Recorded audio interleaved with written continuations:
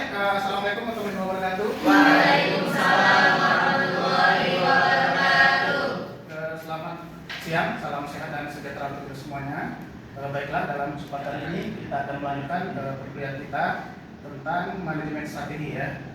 Baiklah, sebelum kita mulai perkuliahan, baiknya kita berdoa kepada Allah Subhanahu wa taala karena kita termasuk dalam golongan orang yang termasuk dalam fisabilillah, ya kan?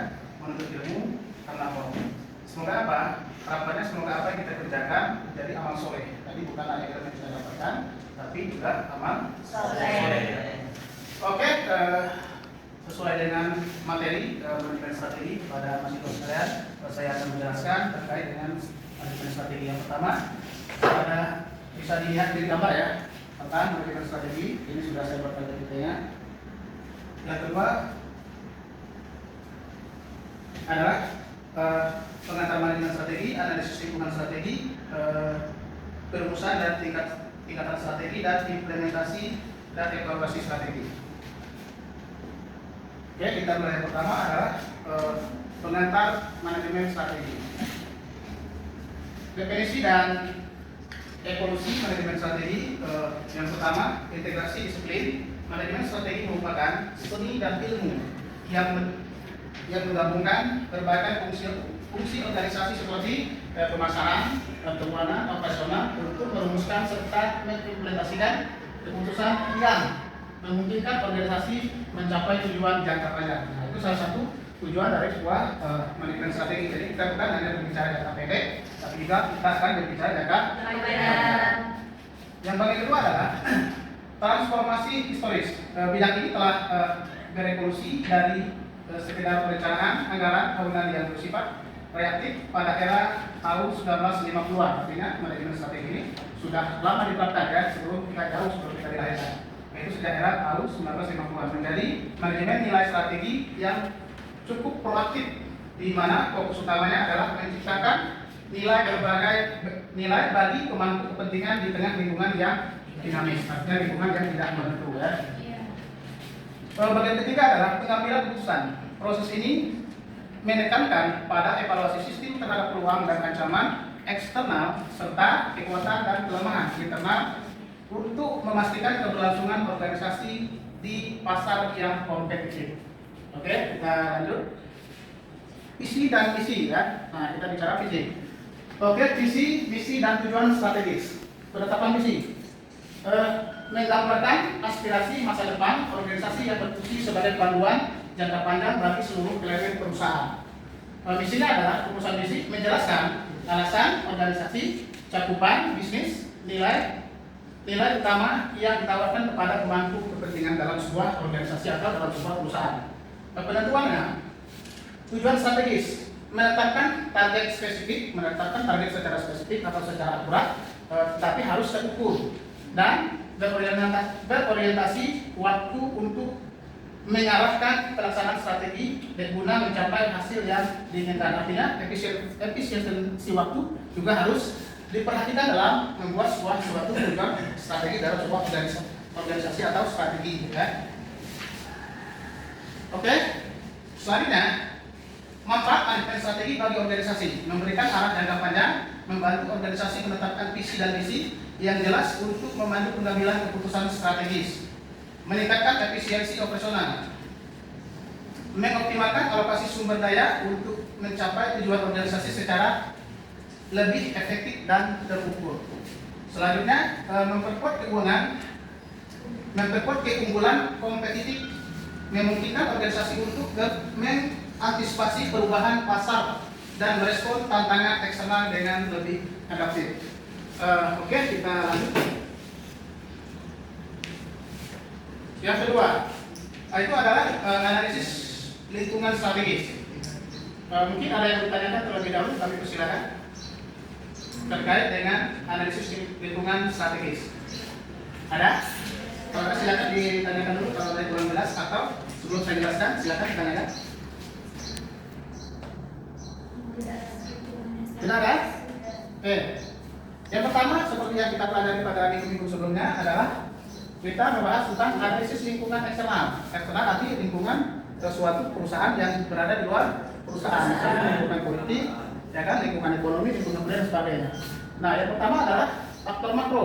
Waktu kita berbicara tentang strategi di jangka panjang dan yang lebih luas atau lebih besar. Analisis PESDAL membantu perusahaan mengidentifikasikan perubahan tren besar di luar kendali mereka, seperti regulasi politik baru yang seperti saya sampaikan tadi adalah lingkungan politik dan sebagainya, fluktuasi ekonomi, artinya ekonomi yang tidak tentu atau mengalami tidak tetap, ya kan, terkait dengan ekonomi bisa jadi inflasi ataupun depresi ekonomi, dan kemajuan teknologi seperti AI yang dapat mendisrupsikan model bisnis tradisional. Nah, ini yang sering-sering tergerus adalah makanya pada bisnis konvensional ataupun tradisional. Selanjutnya adalah struktur industri. Menggunakan forecast S5, memungkinkan organisasi mengukur intensitas persaingan melalui evaluasi daya tawar pemasok, ancaman pendatang baru, serta kekuatan pembeli dalam mempengaruhi harga pasar. Selanjutnya adalah antisipasi risiko. Dengan memahami dinamika eksternal secara mendalam, perusahaan dapat melakukan mitigasi risiko terhadap ancaman pasar dan secara proaktif mengambil posisi strategis sebelum kompetitor merespon perubahan pasar yang tersebut. Oke, sampai di sini cukup. Ada yang mau ditanyakan atau sudah paham? Nah, tadi kita berbicara tentang terkait analisis lingkungan eksternal. Sekarang kita berbicara tentang strategi manajemen dalam analisis lingkungan internal. Internal berarti dalam sebuah perusahaan atau organisasi ya tersebut. Nah, sumber daya yang berwujud. Yang pertama adalah sumber daya yang berwujud, mengidentifikasikan aset fisik dan finansial, artinya kekuatan perusahaan yang harus kita melakukan sebuah analisis.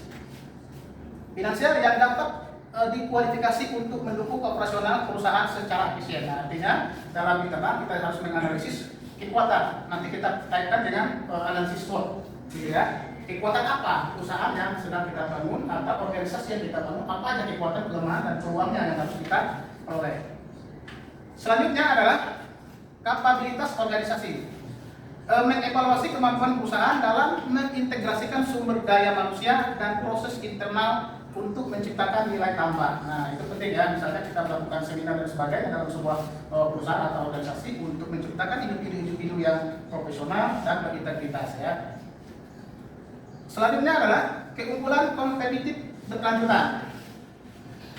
Nah, ini dalam internal perlu diperhatikan, menerapkan kerangka PRIO untuk memastikan sumber daya bersifat langka, berharga, sulit ditiru dan terorganisir dengan baik. Nah, itu salah satu misalnya strategi supaya orang lain tidak bisa meniru atau menciplak produk-produk yang apa yang kita hasilkan dari sebuah perusahaan. Ya.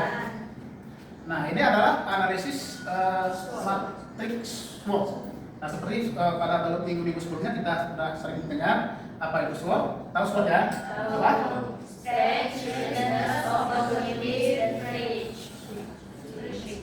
Threat apa? Strength, kekuatan. Weakness, kelemahan. Kalau opportunity, peluang, dan weakness, threat, ancaman. Ya, jadi dalam sebuah organisasi atau dalam sebuah perusahaan, maka kita perlu memperhatikan hal-hal tersebut. Maka kita menganalisis kelemahannya apa, kelebihannya apa, dan peluangnya apa, terus ancaman. Nah, bisa jadi ancaman, misal contohnya adalah pemasoknya yang tidak sesuai, bisa jadi terputus, ya kan, dan sebagainya. Ancaman juga seperti kita bahaskan sebelumnya tadi, yaitu adalah adanya pendatang baru, ada pengusaha-pengusaha baru atau perusahaan baru yang produknya hampir sama dengan apa yang kita buat, gitu ya. Berarti juga kita menganalisis peluang, misalnya pasarnya luas atau tidak, atau cukup dalam ruang lingkup yang kecil ataupun yang lebih luas. Oke ya. Yang pertama adalah identifikasi faktor internal. Kita kembali lagi kepada internal. Apa kita akan mengukur kekuatan kita itu di mana untuk membangun sebuah organisasi atau sebuah perusahaan. Menganalisis kekuatan dan kelemahan organisasi untuk menentukan kapabilitas operasional inti. Nah, ini penting. Kenapa? Kita akan mengukur misalnya dari segi keuangan. Apakah keuangan kita cukup kuat untuk membangun sebuah organisasi atau sebuah perusahaan dalam jangka yang panjang? Artinya apa? apakah pendanaan itu cukup tidak menjalankan operasionalnya maksimal untuk menutupi biaya-biaya operasional yang akan kita keluarkan sebelum ada produksi suatu produk ataupun barang yang bisa dijual di pasar. Oke, yang kedua adalah evaluasi faktor eksternal. Eksternal, kembali lagi seperti dari sebelumnya, memetakan peluang dan ancaman dari lingkungan pasar guna mengantisipasi perubahan tren industri. Nah, kalau industri ini kan sering apapun namanya usaha itu sering mengalami perubahan tren, ya kan? Nah, itu harus kita melakukan sebuah analisis dalam sebuah menciptakan produk atau perusahaan tersebut. Itu kita melakukannya, ya. Yang ketiga adalah formulasi strategi gabungan, menyusun taktik defensif dan ofensif dengan mengintegrasikan variabel internal dan eksternal secara sistematis. Gitu ya, oke. Sampai di sini ada yang ditanyakan? Kita masih ada berapa poin lagi? Atau paham? Paham ya? Oke, mudah-mudahan paham ya. Bagian ketiga adalah perumusan dan tingkatan strategi. Kita mulai belajar strategi ya. Oke, strategi tingkat korporat pertumbuhan stabilitas. Yang pertama adalah pertumbuhan. Perusahaan mengambil langkah ekspansif untuk meningkatkan pangsa pasar dan pendapatan melalui metode organik maupun anorganik seperti akuisisi bisnis terhadap market untuk menguasai pasar konten hiburan global. Yang kedua adalah stabilitas. Strategi yang diterapkan ketika perusahaan memilih untuk mempertahankan operasi yang ada tanpa perubahan besar, biasanya dilakukan saat kondisi pasar stabil atau perusahaan telah mencapai titik jenuh yang menguntungkan. Yang ketiga adalah pensiutan. Fokus utama adalah pada penghematan atau pengurangan aset untuk memulihkan kesehatan keuangan perusahaan yang sedang mengalami penurunan kinerja atau krisis operasional. Bisa jadi pengurangan operasional seperti tenaga kerja dan sebagainya ya, untuk melakukan sebuah efisiensi keuangan. Strategi competitive porters, fokus mengarah upaya pemasaran dan sumber daya pada segmen pasar tertentu atau kelompok pelanggan atau wilayah geografis yang spesifik. Kalau kita contohkan seperti ini, misalnya apa ya? Geografis yang spesifik daerah pesisir misalnya ya, pesisir laut, maka misalnya kita bisa buka usaha yang menyesuaikan dengan kondisi geografis, gitu ya. Yang kedua adalah diferensiasi, menciptakan produk atau layanan unik yang memberikan nilai tambah bagi pelanggan untuk membedakan diri dengan pesaing. Nah, sebenarnya ini kadang-kadang ini yang kita butuhkan di sini adalah produktivitas saja ya, kreativitas kita terhadap suatu cara memberikan pelayanan terhadap pelanggan. Selanjutnya adalah kepemimpinan biaya, mengupayakan efisiensi operasional dan skala ekonomi untuk menjadi produsen dengan biaya terendah di industri. Nah, kita menekankan biaya yang paling rendah. Selanjutnya strategi integrasi dan diversifikasi. Yang pertama adalah integrasi vertikal, mengendalikan rantai pasok atau saluran distribusi untuk meningkatkan kontrol operasional dan efisiensi biaya. Nah, kita menjaga hubungan baik, salah satu misalnya dengan mitra, gitu ya. Terus integrasi horizontal, melakukan akuisisi atau merger dengan pesaing dalam industri yang sama guna memperluas pangsa pasar. Artinya pesaing-pesaing kita ajak melakukan sebuah MOU ataupun kerjasama. Diversifikasi korporat, mengembangkan produk baru atau memasuki pasar baru, meminimalkan risiko bisnis dan menciptakan sinergi sumber daya, baik itu sumber daya manusia ataupun sumber daya alam. Oke, bagian yang terakhir bagian 4 adalah implementasi dan evaluasi strategi. Nah, ini juga penting, perlu kita lihat ya. Oke, implementasi strategi, struktur dan budaya. Nah, terkait dengan budaya juga ya. Penyesuaian struktur, mengadaptasi hierarki dan pembagian kerja agar sesuai dengan prioritas strategi baru guna memastikan alokasi sumber daya dan wewenang pendukung efisiensi operasional. Bagian kedua, adaptasi budaya, membentuk nilai-nilai dan norma perilaku karyawan yang sejalan dengan visi strategi seperti menggeser pola pikir dan gaya kerja fleksibel startup menuju profesionalisme yang terstandarisasi saat ekspansi. Selanjutnya adalah komunikasi strategi, memastikan pesan mengenai perubahan strategi yang dipahami oleh seluruh level organisasi untuk meminimalisir resistensi dan meningkatkan komitmen terhadap tujuan jangka panjang dalam sebuah perusahaan. Oke, selanjutnya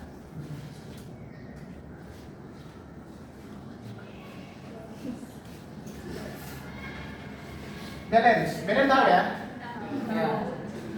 Nah, sebagai alat ukur kinerja, perspektif keuangan, mengukur efektivitas strategi dalam meningkatkan profitabilitas, pertumbuhan pendapatan, dan nilai pemegang saham secara berkelanjutan. Yang kedua, perspektif pelanggan, memastikan kepuasan, retensi pelanggan, serta pangsa pasar untuk memastikan proposisi nilai yang kompetitif. Ketiga adalah perspektif proses bisnis internal, menilai efisiensi operasional dan inovasi proses kunci yang menjadi penggerak utama dalam menciptakan nilai bagi pelanggan. Pengendalian strategi perbaikan yang berkelanjutan. Yang pertama adalah penetapan sistem pemantauan, membangun mekanisme pengawasan kinerja yang komprehensif untuk mendeteksi penyimpangan dari target strategi secara tepat waktu. Yang kedua, analisis varians, melakukan evaluasi berkala terhadap perbedaan antara hasil rencana strategis untuk mengidentifikasikan akar permasalahan. Yang ketiga adalah mekanisme umpan balik, mengintegrasikan hasil evaluasi ke dalam siklus perencanaan berikutnya guna memastikan penggunaan proses bisnis yang berkelanjutan. Oke, sampai di sini ada yang mau ditanyakan terlebih dahulu? Silakan terkait dengan materi kita tentang manajemen strategi hari ini. Cukup paham? Jelas? Jelas. Oke, kalau sudah jelas, sesuai tadi ini adalah materi terakhir. Mungkin sekian yang perlu saya sampaikan dalam presentasi menjelaskan tentang strategi hari ini. Mungkin ada yang ditanyakan, kami persilakan. Kalau tidak ada, cukup sekian. Bila kurang saya mohon maaf. Sampai ketemu lagi di minggu depan. Assalamualaikum warahmatullahi wabarakatuh. Waalaikumsalam warahmatullahi wabarakatuh.